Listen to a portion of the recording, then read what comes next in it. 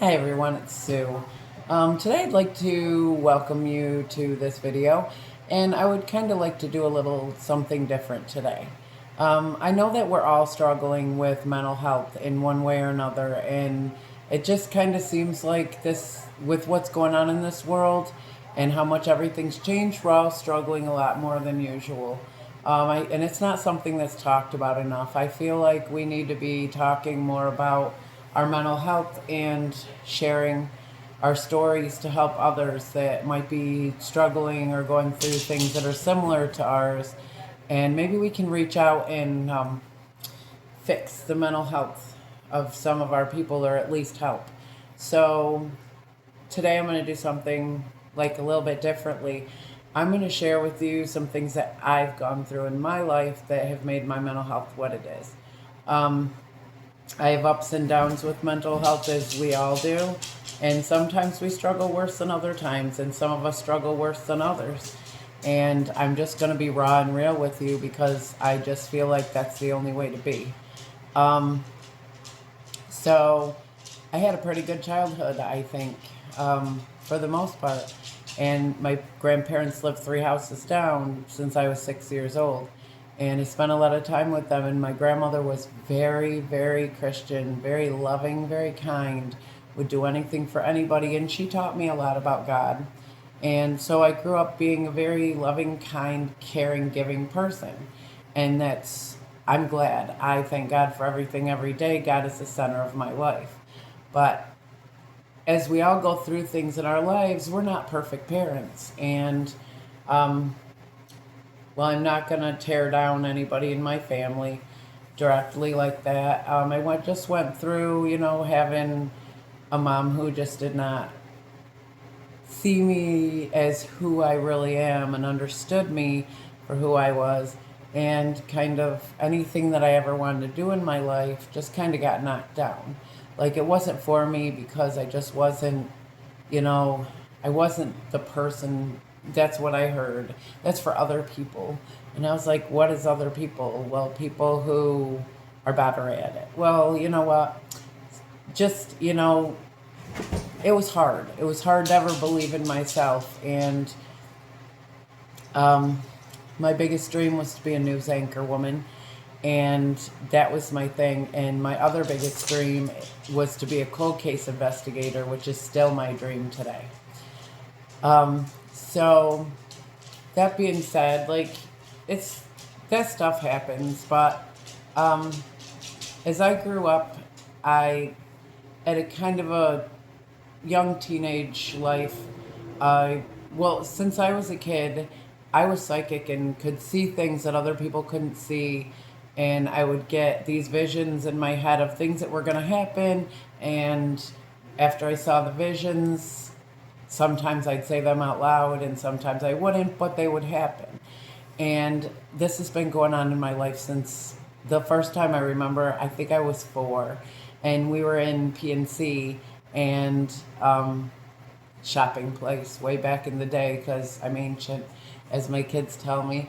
But we were in PNC, and I think I was 4. And when I walked in there, I got a vision in my head, and the only thing that I could see in my head was someone laying on the floor, and they were shaking, and stuff was coming out of their mouth. And I'd said that to my mom, and my mom's like, "That's ridiculous. You got to stop this." I'm like, "Okay." I was little, whatever. So we were getting ready to cash out, and we're in the line, and there's a lady laying on the floor having a seizure. And at the time, I didn't know what a seizure was. I just knew that she was going to be shaking and stuff was going to come out of her mouth. And I said, "There's the lady that I saw." So that was kind of my first time. Throughout the years, I was able to hear spirits that were in the same room with me, or I'm not really sure how to explain that, but I could just hear like different spirits talking to me. I know people call that schizophrenic. Well, it's not, and that's what I'm saying. A lot of us have these gifts, and they're not. People cannot label us as crazy. Some of us just have gifts that others don't have. And for those of you that don't have them, please don't judge them, because the gifts that you have, we would never judge. So, growing up, I would be in my room and I would just get these visions, and they were insane because I just did not understand them. And it would scare me because these things would happen. It was 1990, and I think I was almost 19. And I was laying on my couch at home, and I got this vision that my grandfather was going to die. And I didn't understand it. I'm like, why am I seeing this? This is insane. So I'm laying in my bed and or on the couch, and all of a sudden I stand up and I look down and my body is still laying there. And if you don't think that's scary, that's scary. Well, now I figured it out. This is astral projection. So I stood up out of my body, and all of a sudden there was no lights, and I couldn't turn any lights on. And I was like, okay, what is going on with me? And I was scared because my body was still laying on the couch. So all of a sudden I start floating. And I'm floating, free floating up the street and right through the picture window of my grandparents' house, which was 3 doors down.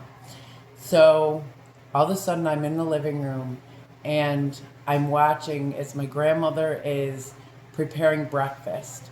My grandfather went outside and he put my cousin on the bus, as he does every morning. This morning he did not go to the store to get the newspaper like he always does. And as I'm standing there watching, I'm trying to figure out what I'm watching.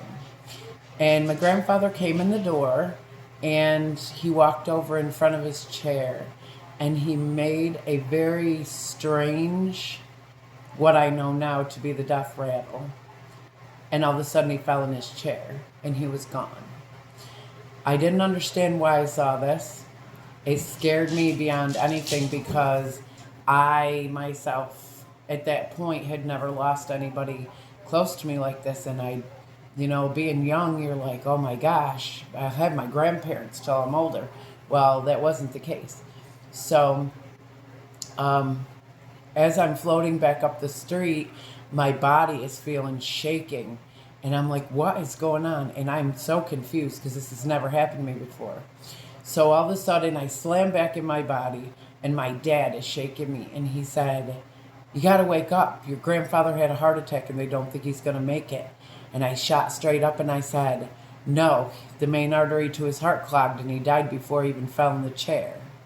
And my dad said, how did you know that? And I said, I saw it. I can't explain this. These are gifts that I was given, and sometimes they're blessings, of course, and sometimes they're not. Sometimes they shake you to your core. That being said, I've been able to see these things since I was young.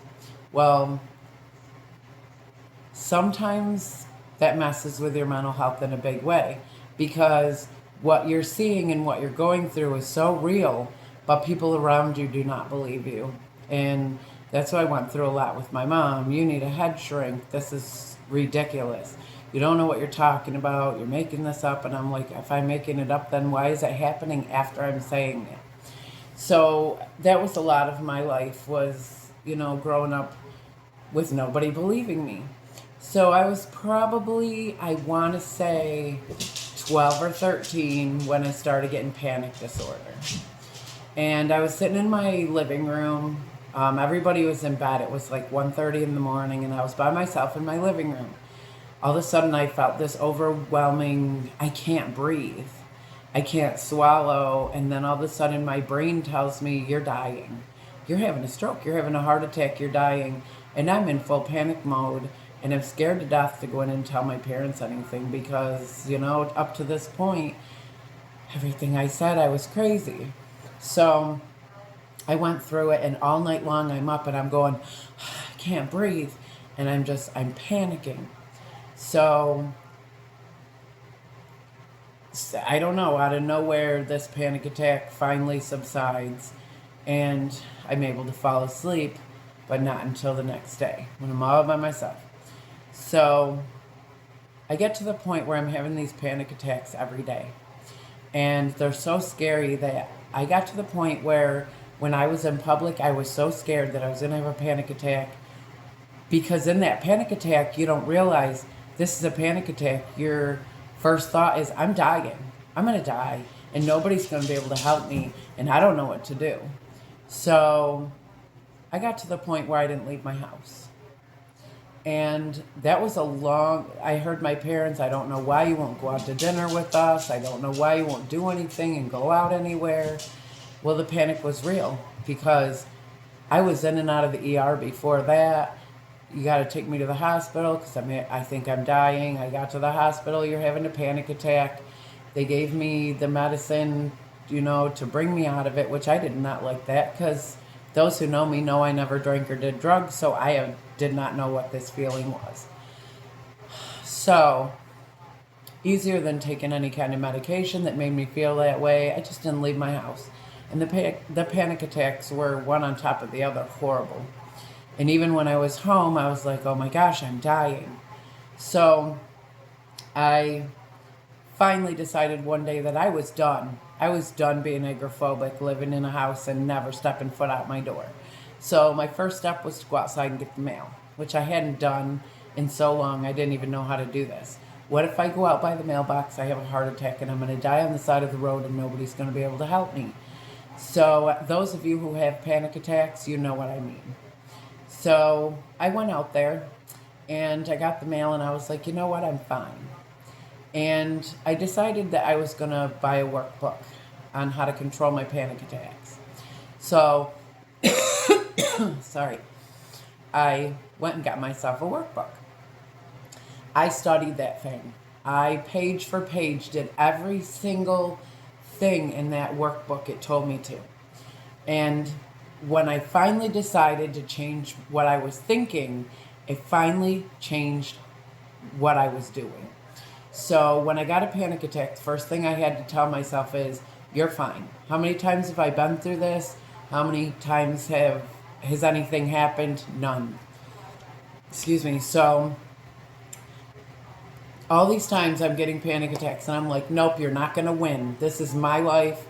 It's a panic attack. I know what it is. You can't have control of my life. Excuse me. So I would have to tell myself, you're fine. You're fine. There's nothing going on. In panic attacks, for those of them who have them, and those of you who don't, to understand them, they're not necessarily triggered by anything. Sometimes, because it's a chemical imbalance in your brain, sometimes you have a panic attack and there's absolutely nothing that triggers it. You're just sitting there and all of a sudden you can't breathe and your world spirals. So the more I learned how to control this, the more I stepped away from panic attacks. And it made a big difference in my life. I finally was able to get out and live my life. So I got pregnant for my first daughter, and that was in 1994. And that was Lindsay. And needless to say, I was in this relationship with her father for 5 years. And in this relationship, it was on and off because, trust me, it was just on and off. And when I got pregnant with her, he, rest in peace, may he rest in peace. I don't speak ill of the dead. But he said to me that that's kid number 3 or kid number 4, and I don't want 4 kids. And I'm like, kid number what? You never even told me you had 3. So this is when I was like, wow. So I'm thinking, we're in this together. We've been together. I didn't not even imagine he was going to do this to me. So he said, you need to abort this kid. I said, nope, I'm just going to have this baby, bye. So I had her, and he comes around, I don't even know, she wasn't that many months old. So he comes around and he's like, I want to try to be a dad. I'm sorry that I reacted that way. I want to try something different. I really have feelings for you. I love you. I want to make this work. And I'm like, well, we'll get together and talk about this before you meet your daughter and I don't want you to break her heart. So we got together and hung out, and bam, there comes baby number 2, which is my second daughter, Ashley. And he was out of the picture before I even found out. He's like, well, you know what? I spent time with you and I realized I don't want to be a dad. And I was like, fine. You know what? Fine. I can raise this baby by myself. Goodbye. So I find out I'm pregnant with Ashley, which is fine. I was fine. Two kids by myself. If I can do one, I can do two. And I love kids. I've raised so many other people's children in my life. A lot of my teenage growing up years was taking care of other people's kids, and I love that. I wouldn't trade it for the world. And I hope I've made so much of an impact on their lives because I love them dearly, like they're my own. So, anyways, I'm raising my children, and it wasn't always easy, but I had my parents, and my parents were amazing grandparents. My father passed away, it'll be 11 years this year, and my mom is still with us. She's in assisted living. But, we had my mom and lived at my mom's, and I worked and took care of my kids, and my parents helped, and it was great. So then I was still having some panic attack problems, but not as severely. I'd kind of learned how to control things. Well, in the midst of all this, you know, I was feeling very much like I was not good enough. And that stems a lot from my childhood of hearing I'm crazy because of my psychic abilities. I'm crazy because I want to do big things in my life, but they're for other people that are bigger than me. And it was a lot of that. So I just really never felt like I was good enough to do the things that I really wanted to do in life. And that trickles into your adult life big time. And I spent my children's lives telling them, you can be anything you want to be. I'll back you up to the end of time. Have I made mistakes being a parent? Yes, I have. I chose a man in a relationship that I should have never chose, and kind of really hurt my kids in the process because he was not a good person in our lives. And I regret that. But it definitely made me a stronger person. It made me realize what I would and would not allow in my life. We've all made mistakes as parents. I don't care how great of a person you are. You've made mistakes, or you're going to. We're human, and not one of us can pass an ounce of judgment, since not one of us is perfect. But I don't care, because I judge myself, and that's enough for me. But then I met the father of my last two children, and you know what? He's a good guy. He really is a good guy. And we're just two people who just could not make it work. We are like oil and water. And, I don't have any problem with him. I made mistakes in that marriage. He made mistakes in the marriage. And things just didn't work out. I'm not going to go into details because it's just not something that I'm going to share publicly. But we both made mistakes, and we were better off not together. And I had two children out of this. That's Lily and Molly. And those two girls, I have four beautiful girls. And I raised the first two for a lot of years by myself. And we raised the four together for a little while. And I've been raising all four of them for a number of years now by myself. And it's okay, because you know what? I love them. I love them. And the mistakes I've made, I've apologized to my children for, and they're mistakes I'll never make again. And we all have, as I said. But in those years, I figured, my mental health took a big blow when I started to really believe that I was not worthy of love. I'm not worthy of being loved. I'm not worthy of loving somebody else. I have all this love to give somebody, but I'm not worthy of being loved back, and nobody's ever going to love me. And that trickled down into my children, truly believing that my children don't love me.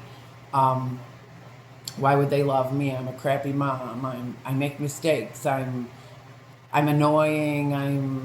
I am way too out there. I'm way too optimistic and happy, go lucky, and I embarrass my kids because I'm still a kid myself. Dance parties until 3 a.m. with my kids and their friends. Movie parties all night long sometimes with my kids and their friends. Like, this is this is me. I don't want to grow up. I have so much energy, and for 54, I am so young and still can run circles around people. But in my mind, I don't feel like I'm worthy of somebody loving me for who I am or what I have to offer.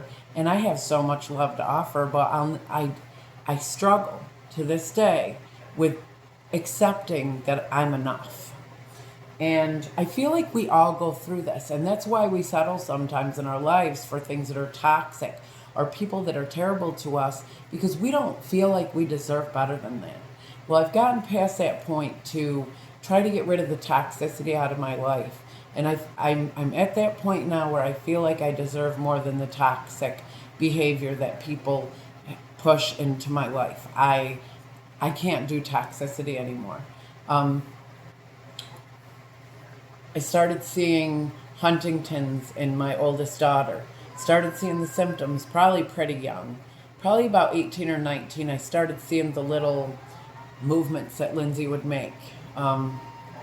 And started realizing, okay, there's something wrong. And, me being the mom I am, I'm like, no, you know what? We're just gonna have faith in God. It's okay.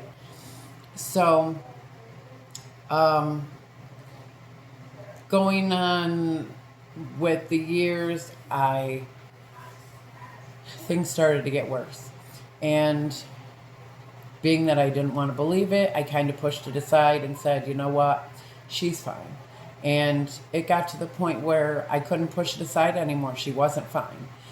She has Huntington's disease, and it's time to accept the fact that she has Huntington's disease, and I was taking care of her the best I could,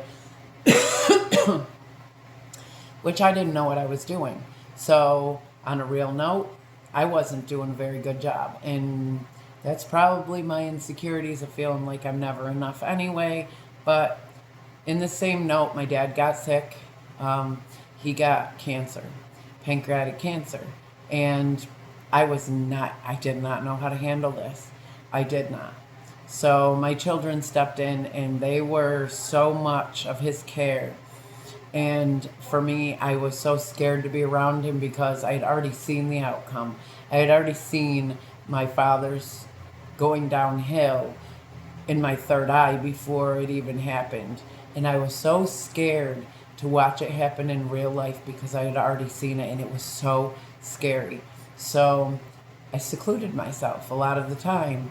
I secluded myself, and I was in a terrible relationship that was toxic for me because my whole world was falling apart and I didn't think I deserved any better. That's 100% true. On the day that my father died, we all came together and sent Molly to school. And I knew that that was my dad's last day. So the rest of the girls and I, we were in the house, and Ashley said, Mom, I think Grandpa stopped breathing. And I knew. So my mom said, open the front door. I opened the front door and I told my father, go home. Go home, be free. I said, be at peace, Dad. We love you. And we're going to keep your memory alive for the rest of our lives. And he went free. In this moment, my oldest daughter, Lindsay, and I both saw my grandmother, which my father lost when he was 17, his mother. We saw her sitting in the chair next to my dad, and we saw her holding his hand. Lindsay said, did you see that? And I said, yes, I did. Did you? And she said, yes, I did. My grandmother came and took my father home, and that was the most peaceful thing. People ask me, how can you talk about your dad's death so openly and not be so emotional and cry? Because my dad was an amazing human being, and now he's at peace, and he's with his mom and dad. He's with his brothers and sisters, and when I get there, I'll be with him too. But I know he's with us all the time. He watches over my mom, my kids, myself all the time. I have a brother, and with all of this said, Lindsay got to the point where I couldn't take care of her anymore. And I was doing more harm than good with not getting her the proper help that she needed. And this is devastating because by this time I was sitting in my car at the park down the street 3 or 4 times a day, sobbing, begging God to help me because I didn't know what to do.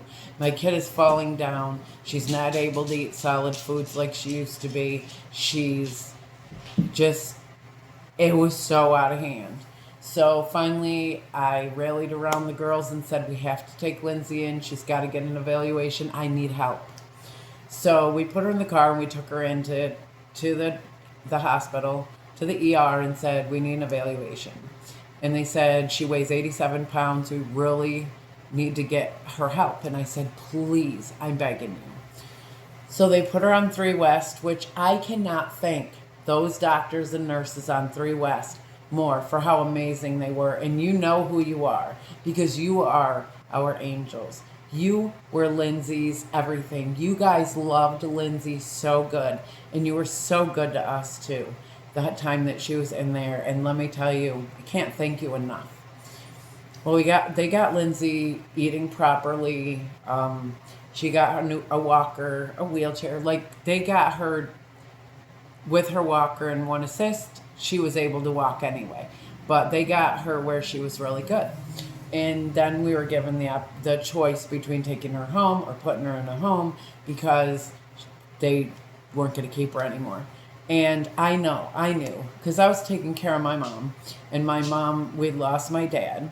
And it'll be 11 years this year. And we'd lost my dad. We're trying to take care of my mom. Between trying to take care of my mom, trying to take care of Lindsay, and working full time, I was completely broken. My mental health was shot to the end of the world.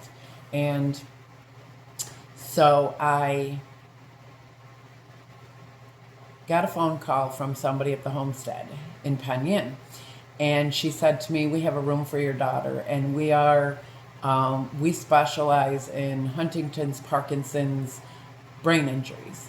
And I said, let me talk to her about this and the family. And I said, I just don't know if I can just take her in a home and put her there. Like, this is devastating. How can anybody expect me to do this? This is my baby. So we talked it over, and she went in there. And this place is great. They've been really good to her. And when we put her in there, it's definitely with the idea of being able to get settled here. I went for my CNA through there, and the whole idea was to get settled into a place where I could bring Lindsay home and take care of her here so that the rest of her days could be at home, and I knew how to take care of my daughter because it is so important. Excuse me. So I am still working on that. But in this time, since she's been in the nursing home, it's been a year. So we had a morning where my mom fell and she couldn't get back up. So the ambulance had to come and take my mom in. And my mother had health issues that were too big to send her home. So she had to go into an assisted living place. And again, my mental health was already shot. It's so hard to try to take care of somebody when you just don't know how. But you're not. I showed up. I promised my dad before he died I'd take care of my mom. And I meant it. And I stood through it, through all of it. And it was not easy because I'm telling you, when you get to the point where you lose your individuality and stuff, my mother was miserable. And I'm not going to badmouth my mom regardless of anything we've been through. I'm not going to. But it was hard. There was very little she could do for herself. Cooking, taking care of herself, changing her clothes, such. So between Lily and I, that was a full-time job on top of having a full-time job and Lily having a part-time job. We had to juggle things to make sure that we were always home. So when she went in that home, our lives were upside down because we had to figure out how we were going to live, because my brother got power of attorney, and not to badmouth my brother, but I stood up for him and I said my brother would never do us wrong. I know he's got power of attorney, but he will work with us. He's my brother. He would never do that. And needless to say, he did. And he's like, you got to get out. Take your kids and get out. And I said, that means we're probably going to live in a car. And he goes, that's really not my problem. Like, he was just completely cold-hearted about it, which destroyed me, because if my dad was here, oh my gosh, that wouldn't have flown. My dad would not have allowed my brother to treat us that way. And you know what? I'm going to be upfront, and I'm completely honest about things. I was not the best daughter to my mother, because my mother was miserable and I gave it to her right back sometimes. So, and you know what? It's hard to live with the parents sometimes, because you get on each other's nerves.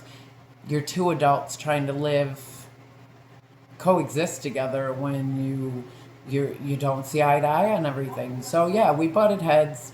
There was times I wasn't very nice to my mother, and there was times she wasn't very nice to me, and we bickered a lot, and it was just a lot of, I knew I was never going to be good enough, because I'm not my brother.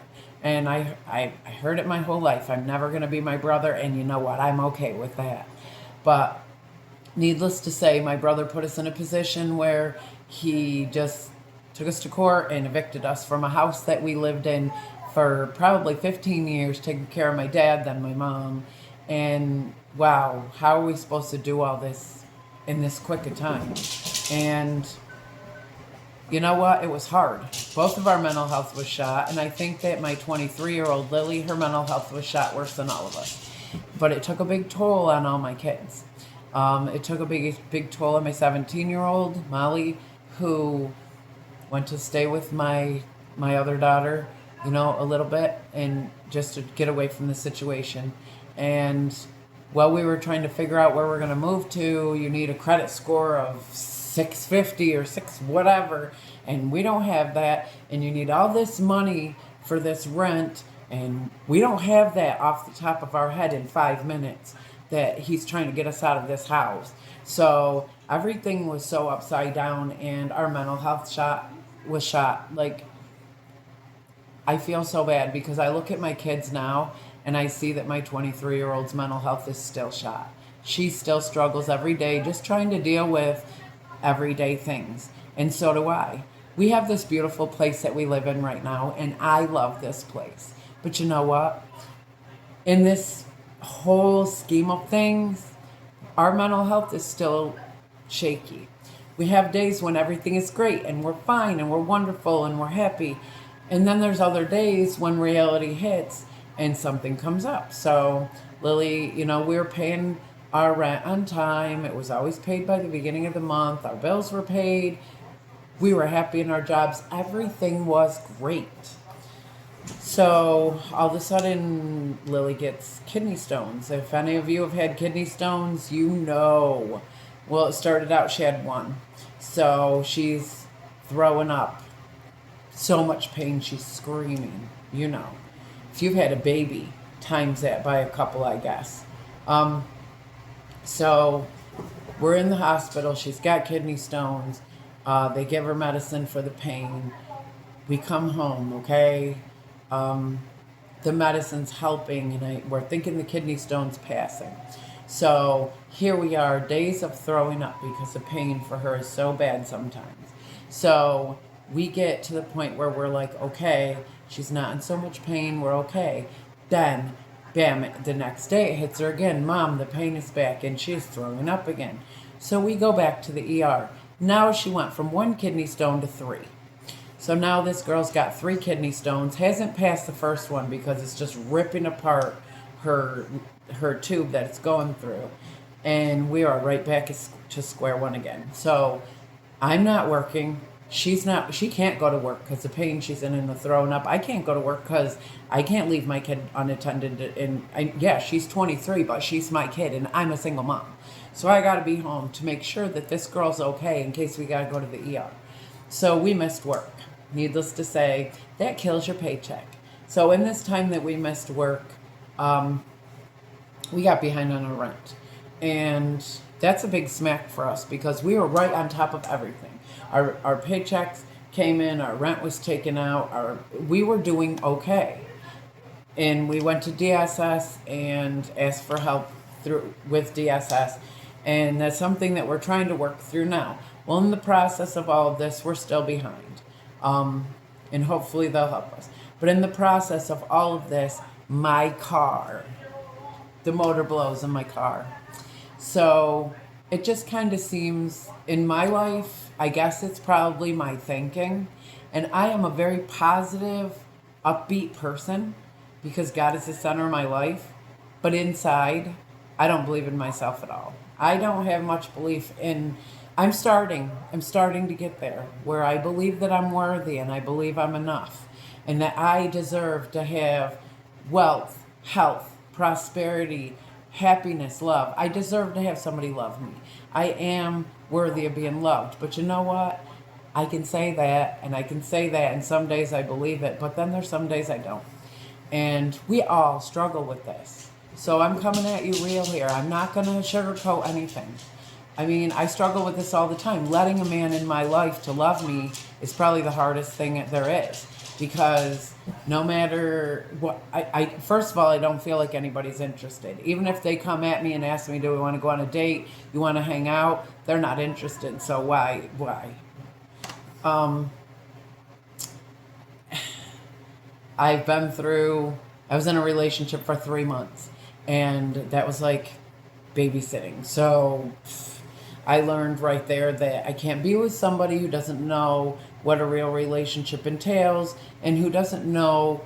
I'm not somebody who's going to be in it for a minute. I want something that's for the rest of my life. And so it's hard for me. It's hard for me to let anybody in. But I think the underlying problem is even if people try to get in my life and try to get to know me, I shut them out because I don't believe I'm worthy. So if they came into my life and we fell in love with each other, am I ever going to really believe that they love me? No. I'm always going to feel like I'm not good enough. So yes, they're with me, but they're always looking for somebody better.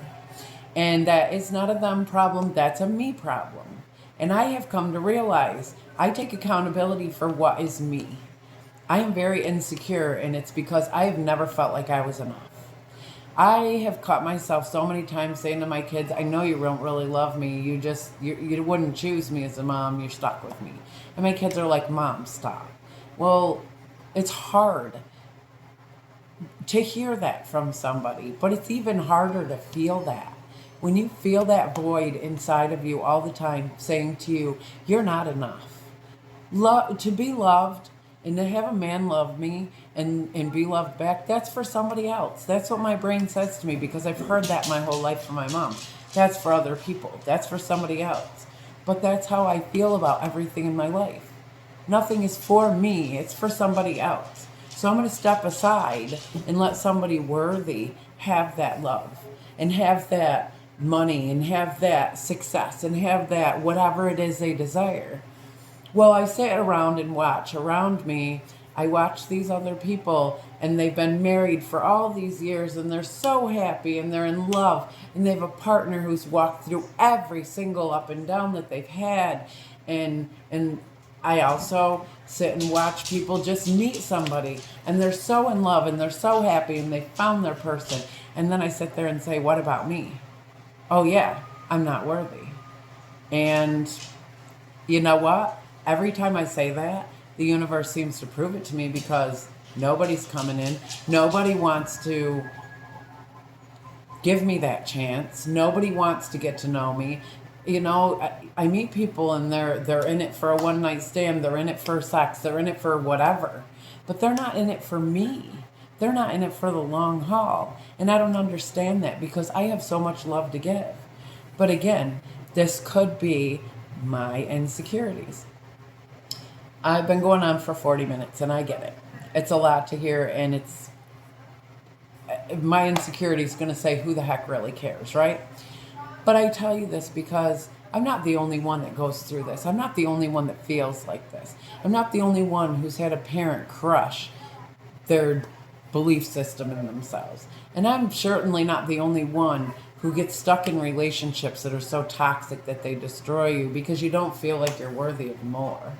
And for me, other than this 3-month situation I was in, I've been single for like 10 years because nobody wants me. Insecurity or reality, I don't know.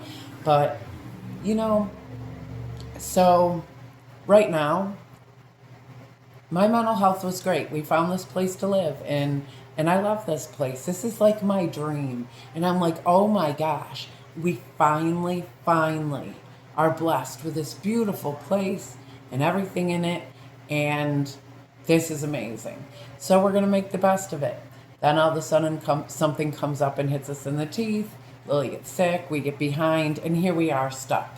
Me, I'm not that person who goes around asking other people for help. I'd rather be that person that gives the last cent I have or the shirt off my back to help someone else. I'm not that person who I feel guilty asking for help, but I have. I have come forward to you guys and asked you for help, and the guilt eats me up all the time. Why would they help me? I'm not enough. And the ones of you that have helped me, I appreciate you so much. You have no idea how much that's meant to me. And I still keep to myself, and I don't ask very often because I don't feel like I'm worthy of asking. And I know other people have their own problems. Why do they want to be bothered with mine? I talk too much. I'm too much. I've heard that my whole life. I talk too much. I'm too much. My mother made sure I knew that. And you know what? I am me. And I am really coming into the fact that I am me and that I am enough.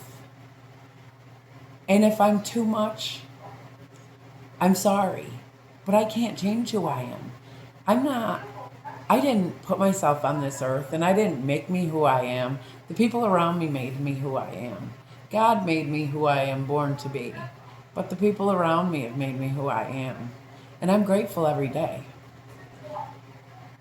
Do I still struggle with mental health? Oh my. I'm struggling right now in a job where I'm not treated very well. And my coworkers are amazing. I wouldn't trade any of them. But when you just have a boss and I'm just struggling. And so is my daughter. And it's not to say that it's a bad place. I'm not going to put the blame anywhere. I'm just saying our mental health is struggling.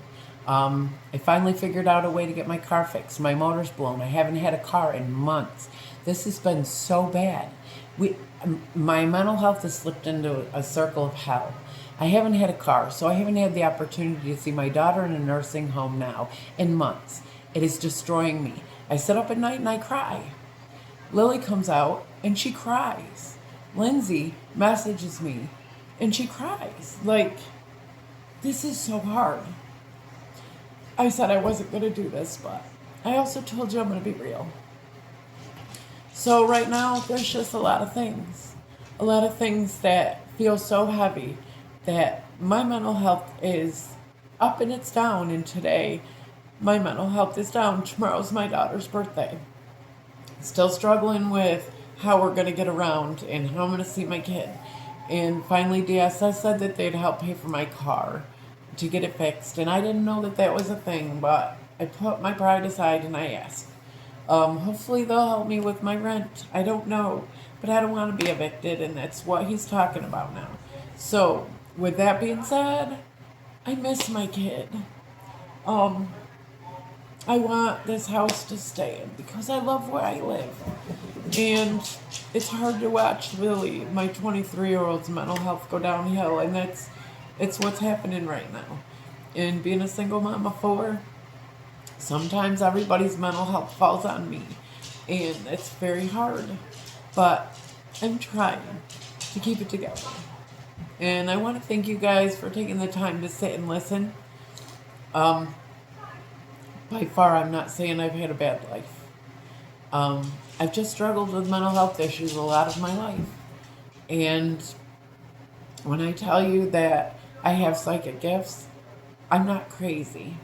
I'm not crazy like my mom thought I was. It's real. And those of us who have them, they know. It's not something we can control. And I like to share these gifts with you guys. I like to help you in whatever way I can. In whatever way I can help anybody. That's what I'm here for. I'm here to help. I was put on this earth to help people, to heal people, to guide people. And God tells me that every day. Your job is to heal. And that means I need to heal myself first. And I'm working on that. And right now we're just in a place where we're in a world where money runs everything. And if you don't have money, then you're homeless, sleeping outside, and you don't have anything. And I don't want that for myself and my daughter. I don't want my oldest daughter in a nursing home who I never get to see, and she just rots away in there. I can't do this. And I'm trying with everything in me to keep things positive. Sorry. And I'm going to.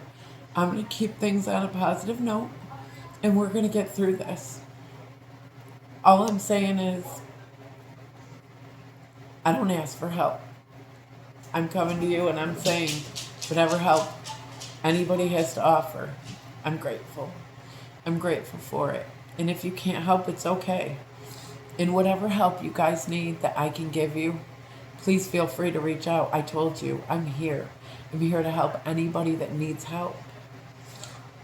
Thank you so much for listening. And I'll be back in a little while to do a couple tarot readings with you guys. I love you all. And whatever you're going through in your life and your mental health, don't keep it to yourself. Feel free to message me and we'll talk about it. We'll talk through it and I'll help you in whatever way I can. God bless you all. Love you. Bye.